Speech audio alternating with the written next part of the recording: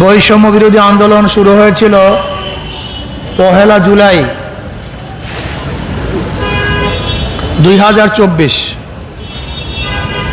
5 জুলাই 2024 এখানে বসে ঠিক এই স্টেজেই আমরা সেই বৈষম্য বিরোধী আন্দোলনে সংহতি ঘোষণা করেছিলাম। আমরা এর পরের থেকে অনবরত এমন কোনো সমাবেশ নাই, এমন কোনো দিন নাই যেই দিনগুলিতে জুলাইয়ের পক্ষে, এই আন্দোলনের পক্ষে, বৈষম্য বিরোধী আন্দোলনের পক্ষে কথা বলি নাই। এরকম মনে হয় একটা জনসমাবেশ, একটা সেমিনার, একটা সিম্পোজিয়াম আমার সামনে থেকে অতিবাহিত হয়নি। আন্দোলন সংগ্রাম করেছি। সবচেয়ে মজার ব্যাপার হলো এই আন্দোলন সাকসেস হওয়ার পরে সব দলই দাবি করে এর পিছনে মাস্টার মাইন্ড ছিলাম আমরা। কেউ বলে অমুকে, কেউ বলে অমুকে, কেউ বলে অমুকে। কিন্তু মজার ব্যাপার হলো যাদের কথা বলা হয় জুলাইয়ের আন্দোলনে এদের একটা বিবৃতিও ছিল না, একটা বক্তব্যও ছিল না, অংশগ্রহণও ছিল না। যদি বলেন বিএনপি, তারেক সাহেব তো দেশেই ছিলেন না। ফখরুল সাহেব কি বলেছেন? এই আন্দোলন আমাদের না। এমনকি কোনো লিডাররা সামনে ছিল, একটা ছবি আমাকে দেখান। বিএনপির কোনো এক লিডার এই আন্দোলনের সামনে ছিল, সম্মুখে ছিল, একজন দেখান আমাকে। না বিএনপির ছিল, না ছাত্র দলের ছিল। আবার শুনলাম জামাত বলে যে আন্দোলনের মাস্টারমাইন্ড আমরা। আমি তো মনে করি জুলাই বিপ্লবের আগে শফিক সাহেবকে এদেশের মানুষ ভালো মতো চিনতই না। এটাই বাস্তবতা। ওনাকে ভালো মতো চিনতেন না, উনি বের হতে পারতেন না। আমাকে দেখাতে পারবেন না জামাতের কোন লিডার কোন মিছিলের সম্মুখে ছিল, আন্দোলনের সম্মুখে ছিল, এমনকি শিবিরের কেউ সামনে ছিল। একটা ছবি আমাকে দেখান। যদি আন্দোলন সাকসেস না হইতো তাহলে তাদের বের হওয়ার হাজারো পথ ছিল। আওয়ামী লীগকে বলতো এর সাথে আমরা সম্পৃক্ত না, আমরা আপনাদের পক্ষে ছিলাম, আমরা আন্দোলনে ছিলাম না। শুধু কি তাই, আজকে জুলাই বিপ্লব নিয়ে অনেকে বহু সুন্দর বক্তব্য দেন, অথচ আমরা দেখেছি 3 তারিখ 4 তারিখ আওয়ামী লীগের সাথে তারা বৈঠক করেছে। সেই ছবি আমাদের কাছে আছে। ইসলামী আন্দোলন বাংলাদেশে একমাত্র রাজনৈতিক দল যারা গোপনে কারোর সাথে হাতাহাত করে বা গোপনে কারোর সাথে কন্ট্যাক্ট করে আন্দোলন করে নাই। তারা রাজপথে সশরীরে উপস্থিতি আন্দোলন করেছে। সবার বাঁচার পথ ছিল, কিন্তু আমাদের বাঁচার কোনো পথ ছিল না। আপনারা বলেন কি বাঁচার পথ ছিল?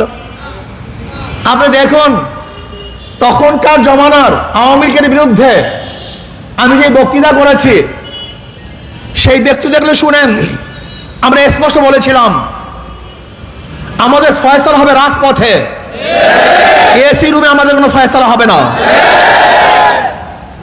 আমরা বলেছিলাম দাবি এক, দাওয়া এক, শেখ হাসিনার পতনের বাইরে আমরা কোনো দাবিও তুলতে চাই না, কোনো বক্তব্য দিতে চাই না। আমাদের শুধু দাবি হবে শেখ হাসিনার পতন, তার বিদায়। 4 তারিখ ঘোষণা দিয়েছিলাম, 4 তারিখ ঘোষণা দিয়েছিলাম শাহবাগে, আগামীকাল সোমবার যা যা কিছু আছে সব নিয়ে আগামীকাল রাস্তায় ঝাঁপিয়ে পড়বেন। সেই 5 তারিখ শেখ হাসিনার পতন হয়েছিল। আজকে অনেকে বক্তব্য দেন, অনেকে রাজা হয়েছেন, প্রাইম মিনিস্টার হয়েছেন, মন্ত্রী হয়েছেন, ক্ষমতায় গিয়েছেন, কিন্তু আমরা যারা রাস্তায় ছিলাম, বুলেটের সামনে ছিলাম, ট্যাঙ্কের সামনে ছিলাম, নিজের গলার মধ্যে ফাঁসির রশি ঝুলবে এই তোয়াক্কা করি নাই, এই চিন্তা ভাবনা করি নাই। দেশকে বাঁচাবার জন্য, ইসলামকে বাঁচাবার জন্য, মানুষের বৈষম্য দূর করার জন্য, মানুষের অধিকারকে ফিরিয়ে দেওয়ার জন্য জীবনের মায়া ত্যাগ করে, সন্তানের মায়া ত্যাগ করে রাস্তায় ঝাঁপিয়ে পড়েছিলাম।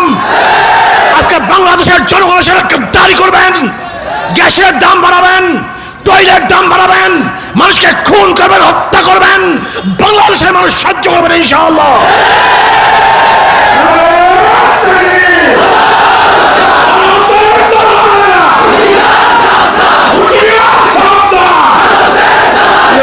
আমার বৈষম্য বিরোধী আন্দোলন, সে আন্দোলন কেন হয়েছিল? চাঁদার বিরুদ্ধে আন্দোলন হয়েছিল।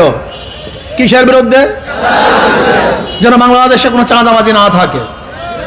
আন্দোলন কেন হয়েছিল? ঘুষের বিরুদ্ধে আন্দোলন হয়েছিল, বাংলাদেশ যেন ঘুষ মুক্ত দেশ হয়।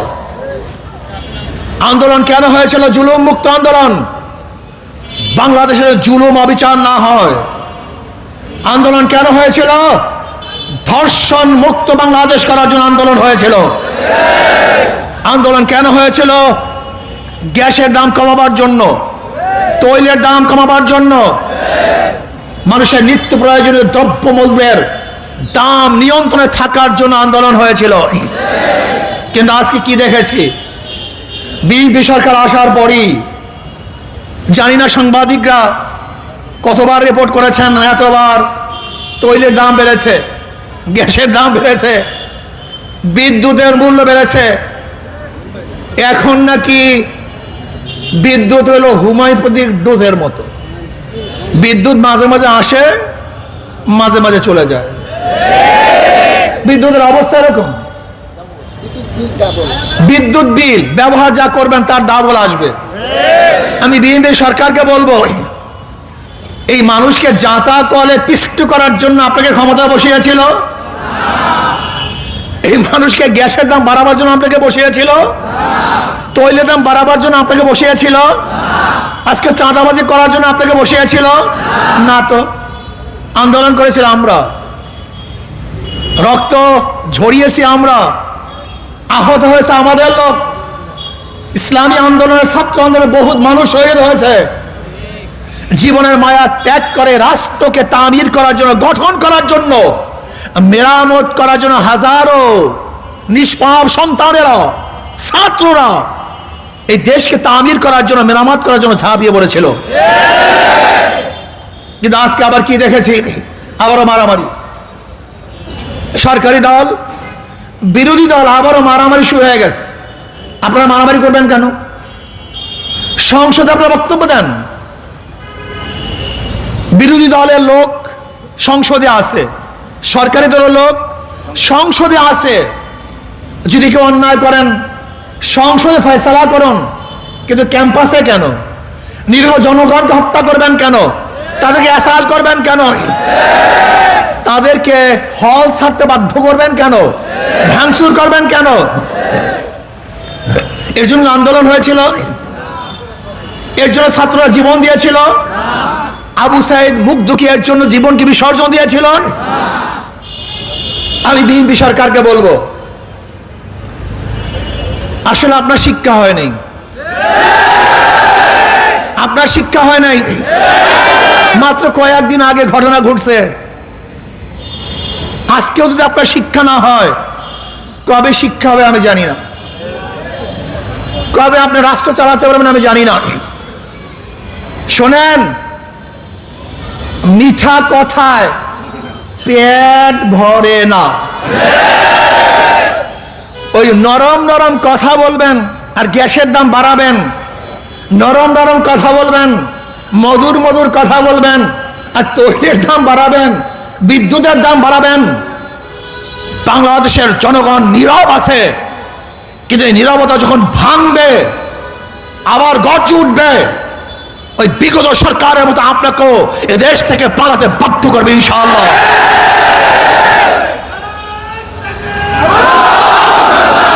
ইসলামী আন্দোলন বাংলাদেশ, ইসলামী আন্দোলন বাংলাদেশ ফ্যাসিস্টের বিরুদ্ধে আন্দোলন করেছে কোনো স্বার্থের জন্য নয়। আমরা স্বার্থ পাইও নাই, নেইও নাই, স্বার্থের জন্য ঘুরিয়েও নাই কারোর পিছনে। আমরা ঘুরেছি ইসলামের জন্য, দেশের জন্য, মানবতার জন্য। এর জন্য আমাদের কেউ শত্রু না, কেউ বন্ধুও না, আমাদের কেউ বন্ধুও না। ভালো কাজ করবেন বন্ধু, যদি খারাপ কাজ করেন, ইসলামের সাথে গাদ্দারি করেন, দেশের জনগণের সাথে বেঈমানি করেন, আবার যদি হত্যা হয়, গুম হয়, খুন হয়, আমার মারা ধর্ষিত হয়, আবারও যদি নির্বিচারে বাংলাদেশের জনগণের জীবন অকাতরে ঝরে পড়ে, যদি বাংলাদেশের মানুষ বিধবা হয়, আমার মা বোনরা বিধবা হয়, ধর্ষিত হয়, তাহলে আমরা আন্দোলন হবে, সংগ্রাম হবে, আপনাকে রাখবো ইনশাআল্লাহ।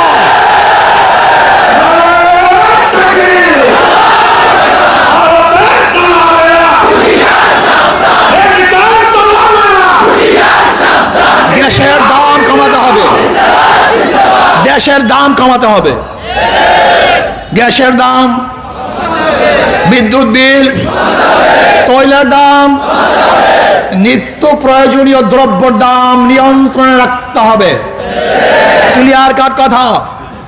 আমার গরিবদের অধিকারকে ফিরিয়ে দিতে হবে, মজদুরদের অধিকারকে ফিরিয়ে দিতে হবে, ছাত্রদের অধিকারকে ফিরিয়ে দিতে হবে, প্রত্যেকটা কর্মচারীর অধিকারকে ফিরিয়ে দিতে হবে। বাংলাদেশের কোন মানুষ আর জুলুমের শিকার হোক, এইটা আমরা চাই না। ভারতকে বলবো, বর্তমানে বাংলার মধ্যে এক মুখ্যমন্ত্রী হয়েছে, এর মাথা ঠিক আছে কিনা আমি জানি না, আপনারা ভালো বলতে পারেন। এর বক্তব্য, এর আলোচনা, সংসদে যা দেয়, বক্তব্য যা দেয়, এ মুখ্যমন্ত্রী দূরের কথা, পাগল হয়ে বক্তব্য করতে পারে না। সে নাকি বাংলাদেশ 5 মিনিট দখল করবে, পুশিং করতেছে। আমি বলবো, পুশিং কাদেরকে করবা? আগে তো শুভেন্দু অধিকারীকে পুশিং করা উচিত, সে তো বাংলাদেশের নাগরিক, তার বাপ দাদা তো বাংলাদেশের ছিল, সে তো বাংলাদেশেই জন্মগ্রহণ করেছে, নাকি জানি না ভারতে করেছে, কিন্তু তার মা বাবা তো বাংলাদেশি, গৌর নদীর লোক। এই গৌর নদী, এই গৌর নদীর লোক একসময় তৃণমূল কংগ্রেসে ছিল, তৎকালীন সময়ের অবস্থা আমরা সবাই জানি। উনি বাংলাদেশ দখল করবে। 5 মিনিট বাদ দেন, 5 দিন নয়, 5 বছর নয়, 500 বছর তো ভালো কথা, 5000 বছরেও ওই দালালরা, ওই বিজেপি বাংলাদেশ দখল করতে পারবে না। হ্যাঁ, ইনশাআল্লাহ যদি আমরা ঐক্যবদ্ধ থাকি। ওই ভারত ছিল মুসলমানদের, ওরা মুসলমানদের ভূখণ্ড ছিল, 850 বছর পর্যন্ত মুসলমানরা শাসন করেছিল, ব্রিটিশ মুসলমানদের থেকে ক্ষমতা দখল করেছে। কাজে বাংলাদেশ, ভুটান, নেপাল, ভারত, পাকিস্তানের বাংলাদেশের ভূখণ্ড, বাংলাদেশের অংশ ছিল এক সময়, আমরাই শাসক ছিলাম, ভাগ হয়ে গেছে। কিন্তু যদি আমাদের উপরে আবার আঙ্গুল তুলো, এ দেশকে দখল করার স্বপ্ন দেখো, এ দেশের দিকে চোখ তাকাও, চোখ তুলো, যদি আঙ্গুল তুলো, বাংলাদেশের জনগণকে তোমরা চেনো না, এরা টাইগারের গোষ্ঠী, এরা বাঘের গোষ্ঠী, তোমার আঙ্গুলকে ভেঙে ফেলবে ইনশাআল্লাহ, তোমার আক্রমণ করবে, কোনো সন্দেহ নাই। আমরা না খেয়ে ধুকে মরতে পারি, কিন্তু কারোর সামনে মাথা নত করতে পারি না। এটা আমাদের জাতীয় অভ্যাস, বিশ্বাস হয় না? এটা আমাদের জাতীয় অভ্যাস। ব্রিটিশদের বিরুদ্ধে এই অঞ্চলের মানুষ যত বেশি আন্দোলন করেছে, অন্য কোন এলাকার মানুষ এত আন্দোলন করে নাই। পাকিস্তানের বিরুদ্ধে, এত বড় শক্তির বিরুদ্ধে এদেশের মানুষের কাছে কিছু ছিল না, তা নিয়ে ঝাঁপিয়ে পড়েছে। তোমরা জানো না, এরশাদের কাছে ক্যান্টনমেন্ট থাকা সত্ত্বেও এদেশের মানুষের আন্দোলনের প্রেক্ষিতে এরশাদ সাহেব অবসান নিতে বাধ্য হয়েছে। শেখ হাসিনার কাছে সব কিছু থাকা সত্ত্বেও এদেশের মানুষ মাথা নত করে নাই, জীবন দিয়েও তাকে এদেশ থেকে তাড়াতে বাধ্য করেছে। এটা আমাদের চরিত্র, এটা আমাদের অভ্যাস। আমাদের দেশের মানুষ মারা যেতে পারে কিন্তু নত হতে পারে না। আসুন, জুলাই বিপ্লব হয়েছিল, বৈষম্য বিরোধী কোনো জিনিসই থাকবে না। আমরা বৈষম্য রাখতে চাই না। বৈষম্য দূর করেন, ভেদাভেদ দূর করেন।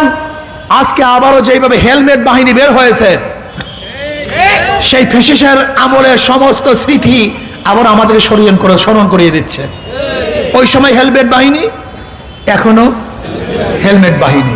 এই হেলমেট বাহিনী আমরা দেখতে চাই না। দেশকে ঠিক মতো চালান, যদি না পারেন তাহলে বাংলাদেশের মানুষ আবারও রাস্তায় নামতে বাধ্য হবে। কাজে আসুন, আমরা সম্মিলিতভাবে ইসলামকে, দেশকে, এই মানবতা রক্ষা করার জন্য ইনশাআল্লাহ কাজ করব।